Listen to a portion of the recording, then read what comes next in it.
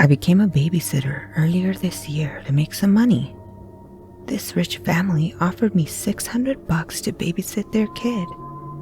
It was a small town in Perth, Australia, so I, of course, said yes. Me and the kid played games until his bedtime at 8 p.m. I tucked him into bed and went to the theater room to watch the movies. It was 9 o'clock when I went to refill my drink. I was standing at the foot of the staircase when I heard glass breaking. I stood there for a minute until I decided to take a peek at what made that noise. I peeked around the corner and saw something. It didn't look human. It looked like a Vortigant from Half-Life cross Siren Head. Every time it moved, it would make some weird noise that sounded like bones crackling. I went back upstairs and woke the kid up. We hid in the closet and covered ourselves in clothes left on the ground.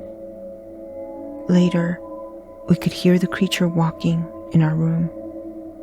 All we could hear was the sound of its bones crackling every time it moved. I could tell the kid was about to cry, so I covered his mouth to prevent any noise.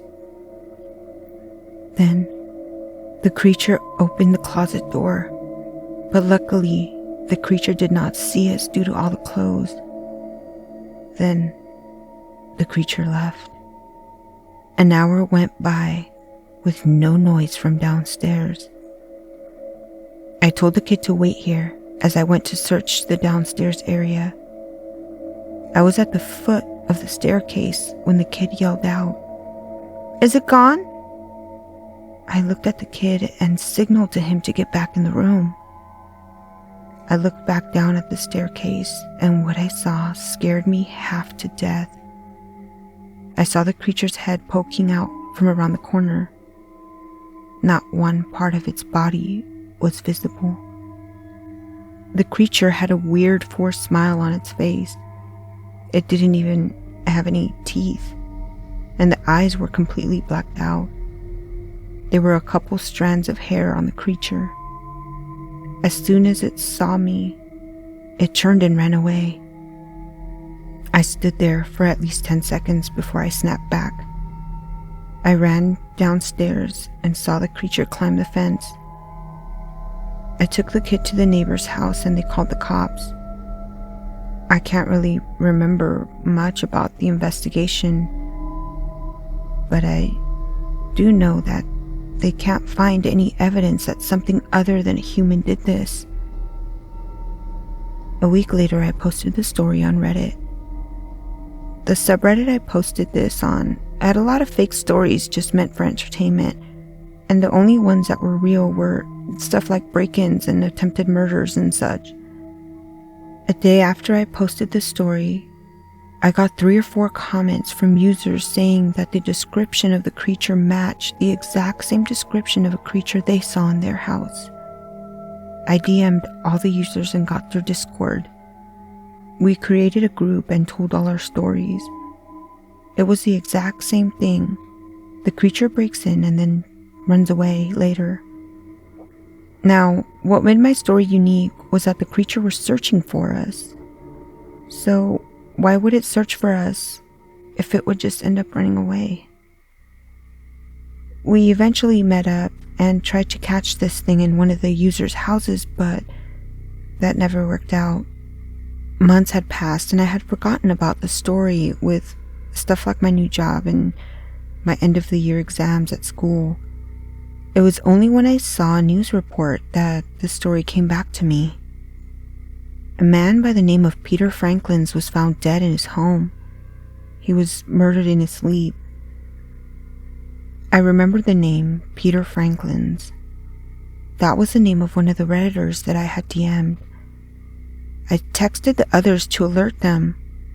This proved that the creature did not want to be spotted, and the creature visits the same house twice. My school just finished, so me and the users are planning another attempt to catch this thing. If you don't see an update from me in the next couple weeks, Well, you know what has happened.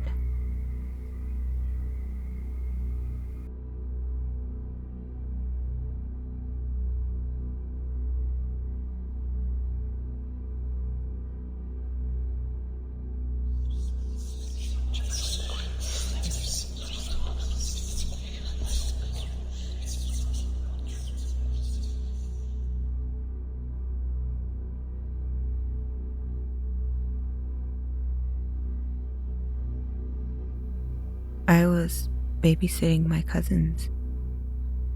Something is trying to take them. This happened when I was 15, babysitting for my cousins.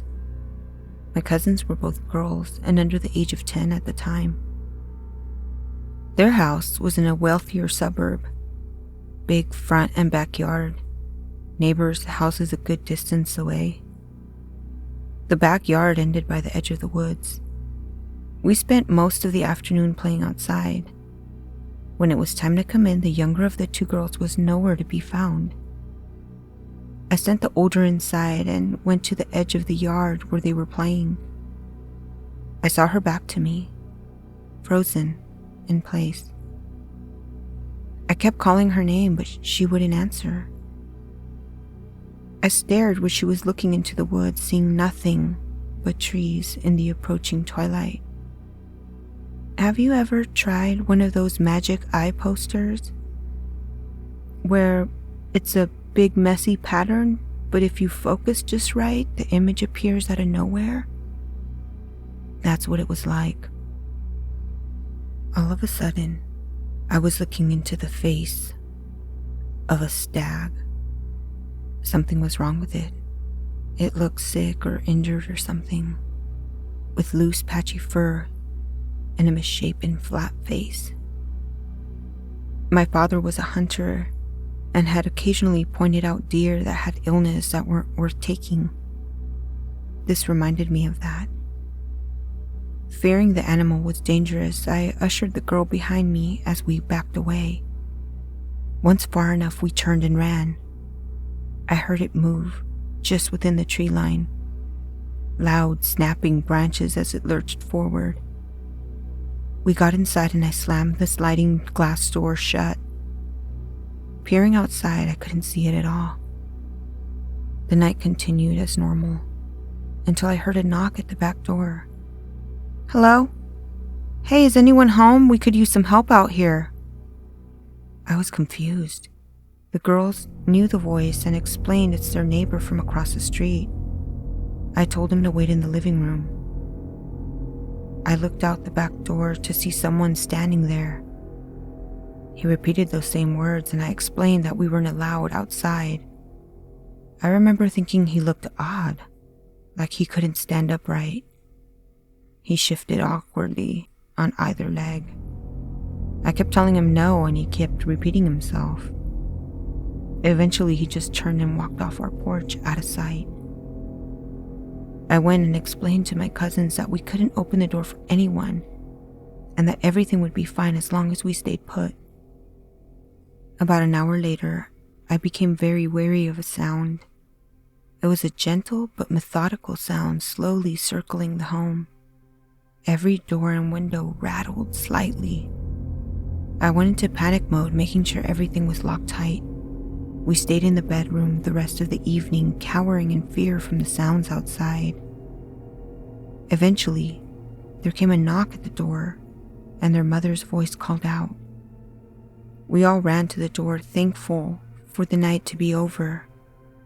I hesitated at the door, thinking to myself, it was strange that she didn't let herself in. As I tentatively reached for the knob, a sound came from the kitchen. We all jumped at the jarring ring of the phone. I hurried and picked it up. We're running a bit late. We'll be home in 20 minutes. The voice of their mother came through. I can't remember if I said anything. We were all in shock. The parents arrived home within the hour. As far as I know, nothing else happened that night. The one thing I still remember was a pair of dark antlers left to the side of the porch.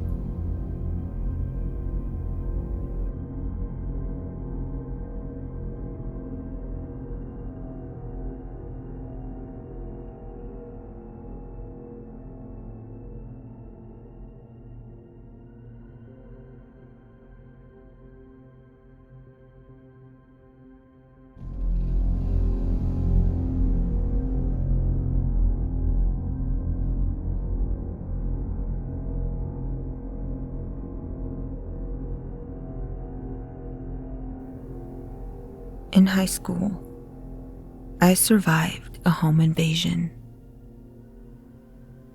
When I was in high school, maybe 15, I babysat for some extra money before I got a real job. This one particular night was like any other.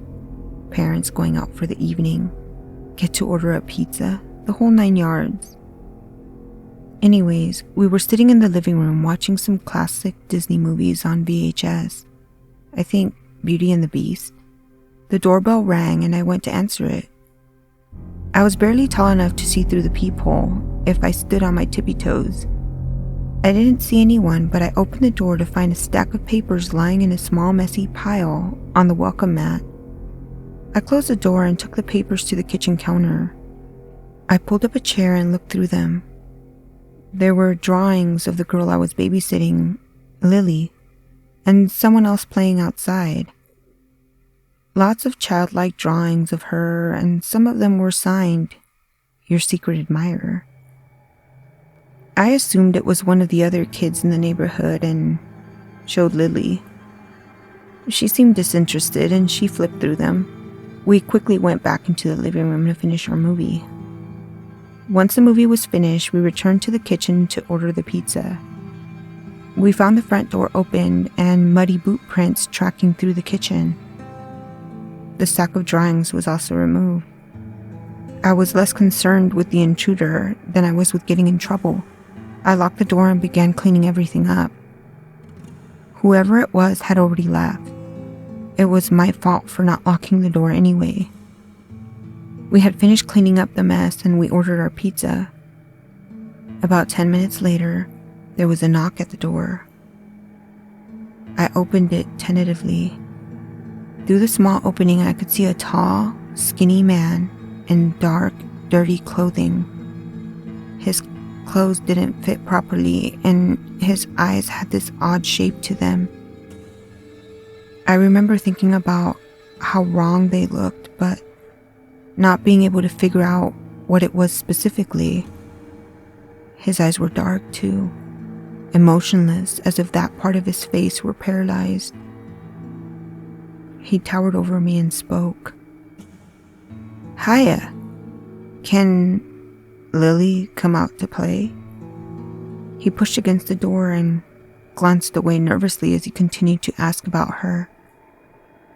His voice was high and soft like a child. He practically begged to come in.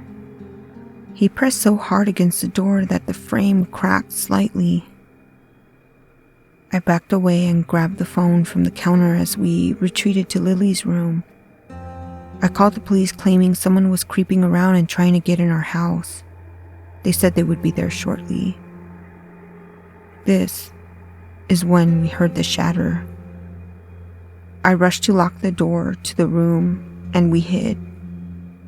She hid under the bed and I hid in the closet. We heard the voice calling from the hallway. We heard all the doors being opened and things being searched through. Eventually, it came to our door, pounding loudly and shaking the handle. Out of frustration, the voice began to cry as it kept trying to enter the room. The door frame gave way as the intruder barreled into the room. Lily screamed from under the bed, and he squatted down by the bed. He was whispering to her. I couldn't hear what he was saying. This went on for about 45 seconds until I heard the sounds of approaching sirens. He drug her out by her hair and fled through the back door. The sirens got closer, and eventually the police officers came into the house to find me frozen in place. They walked me out of the house. I remember seeing everything inside a mess. Cupboards completely empty, closets torn apart, appliances and furniture thrown everywhere. It was like a tornado went through the house. I told him everything and the police went off to find them, following the trail in the woods. It was at this time when my mother had arrived and Lily's parents weren't far behind. They asked me what had happened and my mom took me home. They did find the man. He was developmentally disabled and his mother was an addict, leaving him to roam town without any sort of guidance. As I grew up, I thought of him less like a monster and more like a tragically misunderstood person. I never knew what happened to Lily. My mother brought it up a few times, but I didn't let her tell me. I can't bring myself to Google it either. I don't want to know the truth. I still have nightmares about those eyes and that voice.